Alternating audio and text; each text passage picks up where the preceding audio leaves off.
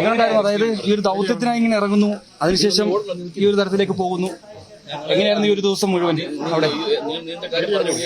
ഞങ്ങൾ മുണ്ടേരിൽ നിന്നാണ് ഞങ്ങൾ 40 സംഘമാണ് ഞങ്ങൾ ഇപ്പുറത്തേക്ക് കടന്നിരുന്നത്. അതിന്റെ ഇടയിൽ ഈ പരപ്പൻപാറക്ക് ബോഡി പാർട്ട് കിട്ടിയിരുന്നു. പിന്നെ അതിൽ 22 പേരെ ഞങ്ങൾ തിരിച്ചു വിട്ടു. അത്ര ഫീൽഡിലല്ലാത്ത ആളുകളുണ്ടായിരുന്നു. അപ്പൊ അവരോട് ഞങ്ങൾ പറഞ്ഞു, നിങ്ങൾ അത് തിരിച്ചു വിട്ടു. ഞങ്ങളെല്ലാം സെർച്ചിലേക്ക് അഥവാ രാത്രി ബോഡികൾ കിട്ടിക്കഴിഞ്ഞാൽ ഉള്ളിൽ കയറി കഴിഞ്ഞാൽ തിരിച്ചിറങ്ങാനുള്ള ആക്സസ് ഇല്ല. അപ്പോൾ ബോഡി കിട്ടിക്കഴിഞ്ഞാൽ നമുക്ക് ചിലപ്പോൾ രാത്രി എയർലിഫ്റ്റ് ചെയ്യാൻ കഴിഞ്ഞിട്ടില്ലെങ്കിൽ നമുക്ക് അവിടെ നിൽക്കാനുള്ള എല്ലാ ഫുഡുകളും സെർച്ച് ലൈറ്റുകളും നമ്മുടെ സേഫ്റ്റി ജാക്കറ്റ് അതുപോലെ പുതപ്പുകൾ എല്ലാം കൊണ്ടാണ് ഞങ്ങൾ പോന്നിട്ടുള്ളത്. അതിൽ ഞങ്ങൾ എന്ത് ചെയ്തു, വന്നതിന്റെ ഇടയിൽ ഈ ബോഡീന്റെ ഒരു കാലിന്റെ ഭാഗമാണ് ഞങ്ങൾക്ക് ഫസ്റ്റ് കിട്ടുന്നത്. അത് ഞങ്ങൾ ചെറുതാണെന്ന് വിചാരിച്ച് ഞങ്ങൾ മാറി എടുക്കുമ്പോൾ അത് പുറത്തേക്ക് നിൽക്കുന്ന കാലിന്റെ ഭാഗം മാത്രമായിരുന്നു മടക്കിയെന്ന് വെച്ചത്. ഞങ്ങളത് മാന്തി എടുക്കുന്നതിൽ ഒന്ന് എക്യുപ്മെന്റ്സ് ഞങ്ങളുടെ കയ്യിലുണ്ടാവും. ഒരു 2.5-3 മണിക്കൂറോളം ഞങ്ങൾ 3 മണിയായപ്പോഴാണ് ഞങ്ങൾ തിരിച്ചു പോകാനുള്ളതിലാണ് ഞങ്ങൾ നിന്ന്. അപ്പോൾ സ്മെല്ല് വന്നപ്പോൾ വീണ്ടും കയറി നോക്കുമ്പോൾ ഈ കാലിന്റെ ഭാഗം കിട്ടി. പിന്നെ ഞങ്ങൾ വടികളെല്ലാം വെട്ടിയിട്ടാണ് ഇത് മാന്തിയത്. അപ്പോൾ പാറേന്റെ ഉള്ളിലേക്ക് തല താഴേക്കായിട്ട് ആണ് കിടന്നിറങ്ങുന്നത്. അതിന്റെ മുകളിലൊരു വലിയൊരു മരവും വന്ന് അടഞ്ഞിട്ട് അതിന്റെ മുകളിൽ കൂടി മണൽ വന്ന് കിടക്കുകയാണ്. അപ്പൊ ഇതെല്ലാം മാറ്റല് ഭയങ്കര റിസ്ക് ആയിരുന്നു. 3-3.5 മണിക്കൂറോളം ഞങ്ങൾ ഇതെല്ലാം മാറ്റിയിട്ടാണ് ഞങ്ങൾ എടുത്തത്. ഉടനെ തന്നെ ഞങ്ങൾ നിലമ്പൂര് ഞങ്ങളുടെ ടീം ലീഡേഴ്സിനെയും അവിടുത്തെ SP എല്ലാവരും അറിയിച്ചു. അവരെ എയർലിഫ്റ്റിങ്ങിനുള്ള ഇത് നോക്കട്ടെ എന്ന് അറിയിച്ചു. പക്ഷെ സന്ധ്യ ആയതോടുകൂടി അത് നടത്താൻ കഴിയാത്തതുകൊണ്ട് ഞങ്ങളോട് ചോദിച്ചു, നിങ്ങൾക്ക് സേഫ് ആയിട്ട് അവിടെ നിൽക്കാൻ പറ്റുമെന്ന് ചോദിച്ചു. ഞങ്ങൾ സേഫാണ്, ഞങ്ങൾ ആരും പരിക്കോ അല്ലെങ്കിൽ അതിനുള്ള എല്ലാ ഫുഡുകളും എല്ലാ സാധനങ്ങളും ഞങ്ങൾ കോൺഫിഡന്റ് ആണ് എന്നറിയിച്ചപ്പോൾ ഞങ്ങളോട് സേഫായിട്ട് നിൽക്കണം. പിന്നെ ബോഡി അവിടെ ഇട്ട് പോരാൻ പറ്റാത്തതുകൊണ്ട് ബോഡിയുടെ അടുത്തൊരു പാറയുടെ മുകളിൽ ഞങ്ങൾ എല്ലാവരും കിടന്നുറങ്ങി.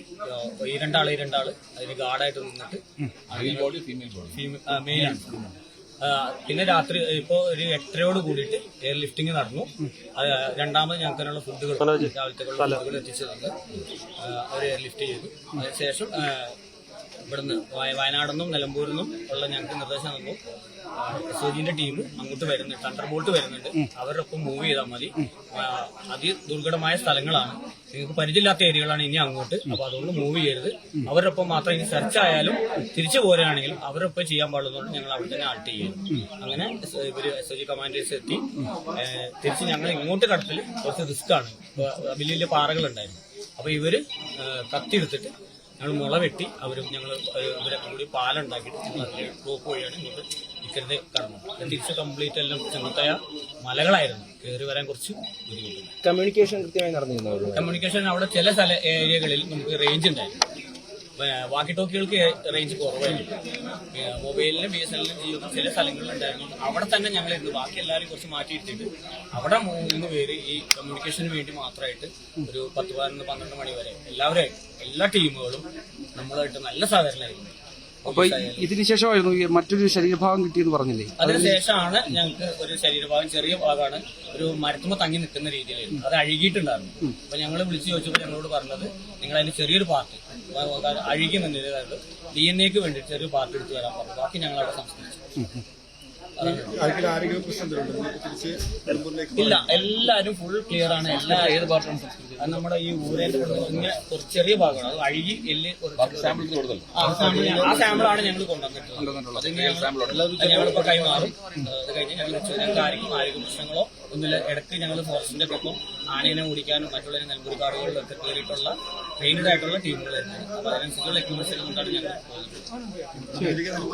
ഞങ്ങൾ തിരികെ നിലമ്പൂരിൽ കൂടെ ഞങ്ങളുടെ വാഹനങ്ങൾ എത്തിയിട്ടുണ്ട് ഞങ്ങൾക്ക് പോകാനായിട്ട്.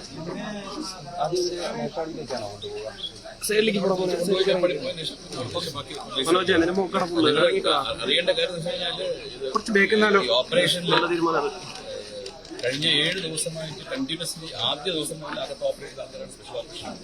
അവർ ഈ ഏരിയയുമായിട്ട് വെൽ ട്രെയിൻഡ് ആണ്. നമുക്കറിയാം ഇവർ ഓപ്പറേഷൻ നമ്മുടെ കമാൻഡോസാണ്, എല്ലാം കമാൻഡോസാണ്. ഈ ഇത്തരം ഇതൊക്കെയായിട്ട് അവർ ബന്ധപ്പെട്ട് ട്രെയിൻ ചെയ്ത ആൾക്കാരാണ്, എക്യുപ്ഡാണ്, ട്രെയിൻഡ് ആണ്. ഇവരെ പോലെ തന്നെ കുറച്ചുകൂടെ പ്രൊഫഷണൽ ചെയ്യുന്ന ആൾക്കാരാണ്.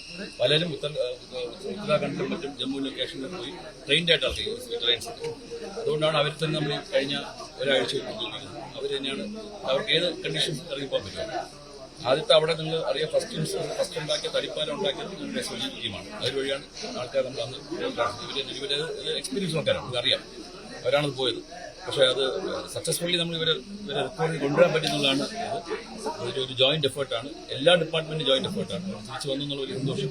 കൂടാതെ അവർ ബോഡി റിക്കവറി മാത്രമല്ല ബോഡി ഒരു ക്രിമേറ്റ് ചെയ്യുന്നുള്ള വലിയ സന്തോഷമാണ്. ഒരു ബോഡിക്ക് പറ്റാവുന്ന രീതിയിൽ അവർ ചെയ്തിട്ടാണ് അതുപോലെ തന്നെ അവിടെ പോയി